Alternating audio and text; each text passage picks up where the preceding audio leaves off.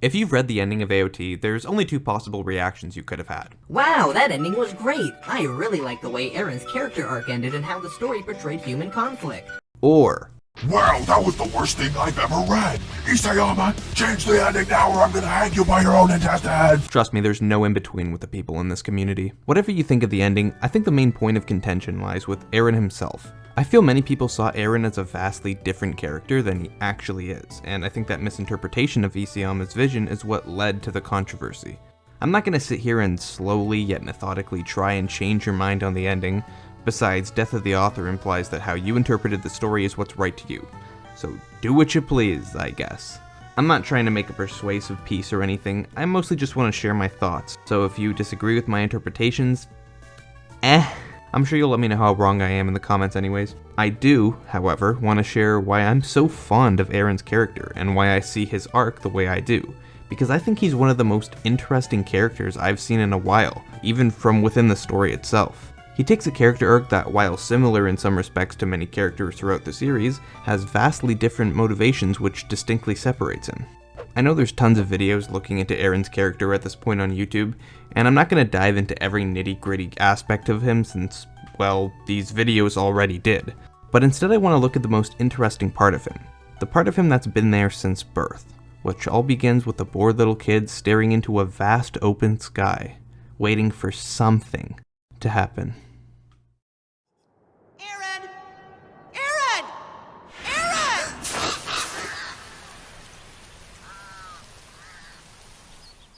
I think the most interesting piece of Eren's motivation stemmed from his boredom as an early child, the time before Eren had looked into Armin's book. We all know that Eren is a character transfixed on freedom, or at least a twisted definition of freedom he created from seeing Armin's book. But what's muddled in confusion is why Eren is so obsessed with freedom. Ever since Eren was a child, Eren has always had an innate desire to secure freedom. If someone would try to take his freedom away, he wouldn't hesitate to take theirs first. I think some of it was simply part of his nature. He had the innate desire to fight for what he believes. We see this when he meets Mikasa's kidnappers and when he sees Ramsey getting beat in Marley. In the cabin scene, most kids would probably be too scared to do, well, much of anything, even call for an adult. But what Eren did isn't exactly that typical reaction. He saw someone's freedom being taken away, and that voice echoing into his brain made him fight. For Eren, fighting for freedom is an innate part of him, but it's more than that. For Eren, fighting for freedom is fun. Okay, I'm gonna jump forward a bit. Okay, a lot. When I was reading the ending, one panel stuck out to me more than anything else. Yes, even more than that.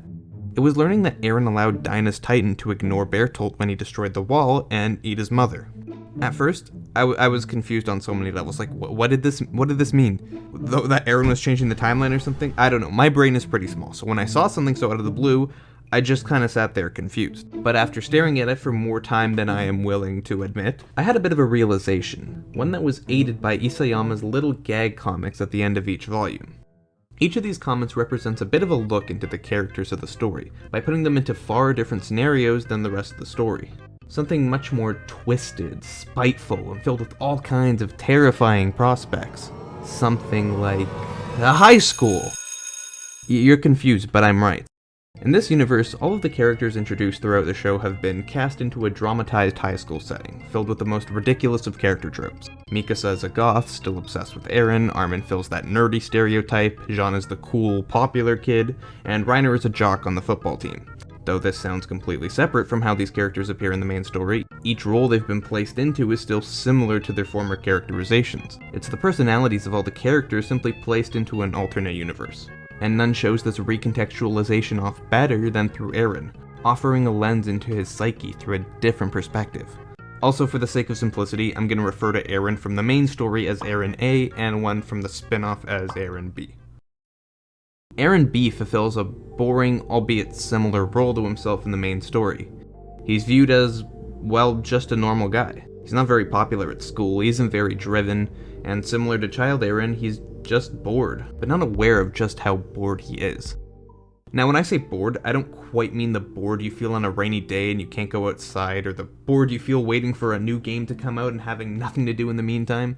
No, I mean bored as in purposeless, not having a cause to wake up to and achieve much of anything, simply accepting the day-to-day monotony of life. He views life as this existence he's stuck in, left to fill.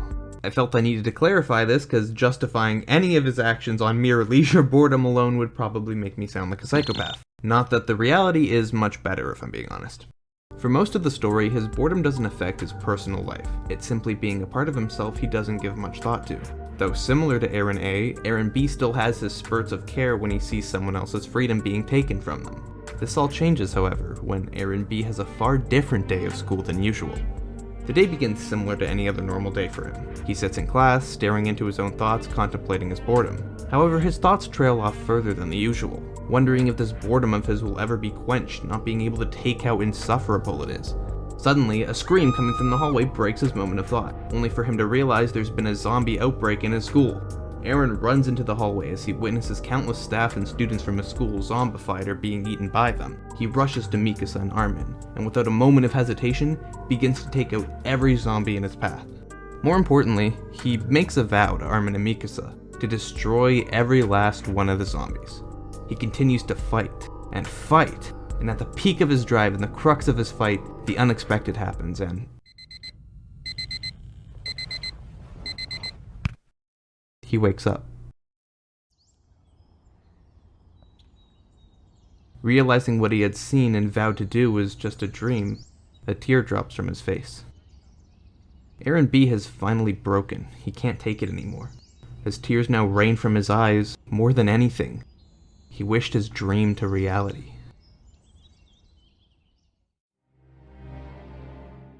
In the next volume, Eren B faces his own reality once again, now burdened by the knowledge of what could be. His thoughts drift to the truth, realizing that such preposterous scenarios could never exist. No, it doesn't exist. Not yet. If the danger doesn't exist, then I could just cause it myself. A threat to all of humanity.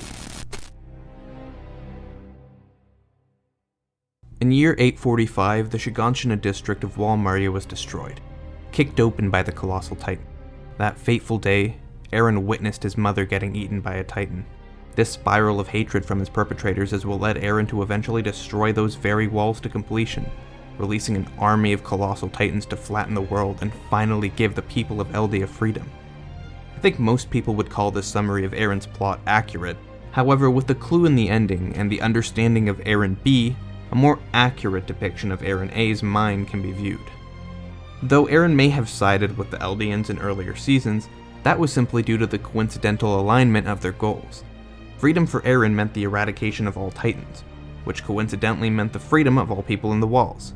Even with the reveal of the warriors being Titans, it still stood that they were just a major threat needing to be wiped out. Once the morally grey nature of their conflict was revealed, however, Eren still decided to push forward in spite of the wishes of the island. The question is, what exactly did Eren want? Eren wanted freedom, both because it's something he has naturally wanted since birth, and because it's something he believes he has the right to simply for being born into this world. He also wants freedom because of what he saw in Armin's book, an untamed world outside of the walls that only through fighting his enemies could he reclaim. It was a sense of purpose from his otherwise purposeless life he believed he had. He manifested this dream through his hatred for the Titans, as at the time they were the sole reason he lacked freedom. However, AOT isn't a story that simplistic, just as the world isn't. As the story went on, it became clearer and clearer to Eren that the world was not so black and white. His perspective was constantly tested as he found more and more reason to sympathize with his enemy. Eventually, when crossing the sea to Marley, that realization came full circle. Across the sea, within the walls, life was the same. There was no true enemy as he had once seen it. Though, one truth still remained for him. One dream that he had formed upon meeting Armin. He still wanted to fight for that freedom depicted in Armin's book. This is where Eren came to a crossroads. Flaming waters, frozen earth. The one who sees these sights will be the freest person in the world.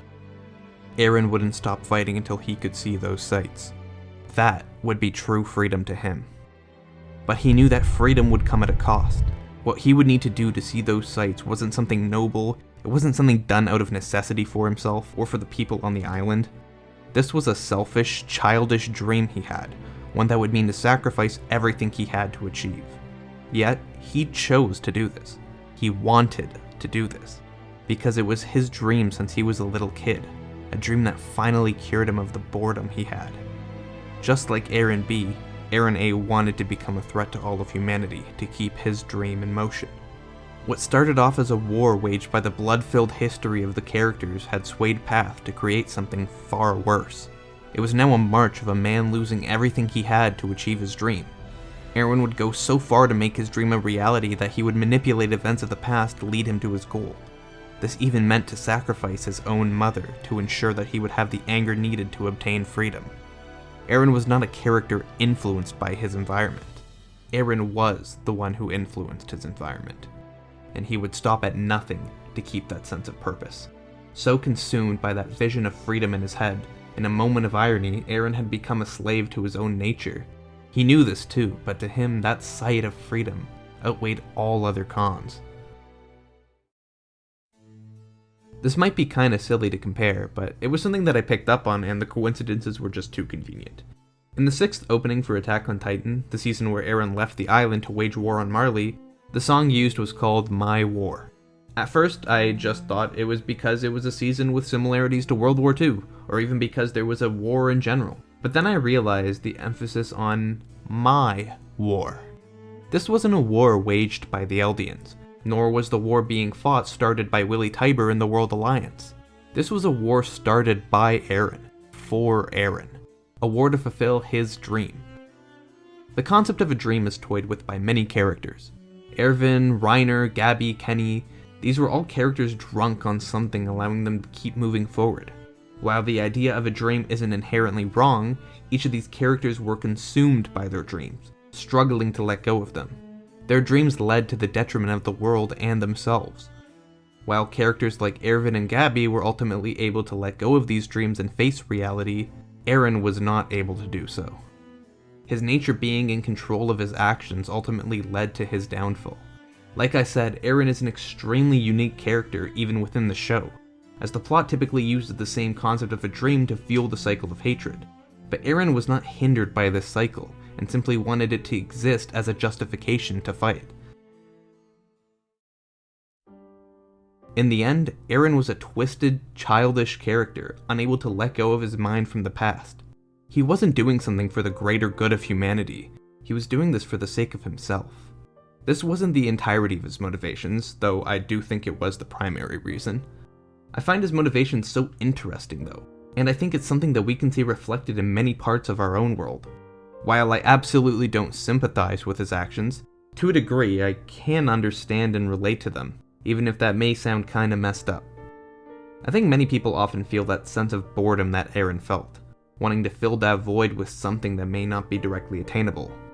I also imagine, hopefully, that there are less people who desire to destroy the world because of their boredom, but I'm sure that there are those who will likely be consumed by their dreams. If there is one thing to learn from Eren though, I think it's that letting ourselves be consumed will lead to our downfall, and one of the lessons that the ending of the story tries to land on. Like I said, if you still think that Eren's character arc is bad, well, all power to you. But I do at least hope I shed a little more light onto how I saw his character unfold, and to what the ending of Attack on Titan was really trying to say. Before I end this off, not a sponsor or anything, but I just wanted to give a quick shout out to Iglugo over on Fiverr for creating my new avatar you've seen in this video and the last. If you want something similar for a great price and someone easy to work with, I highly recommend you go check him out. Anyways, that's all. Peace, bitch.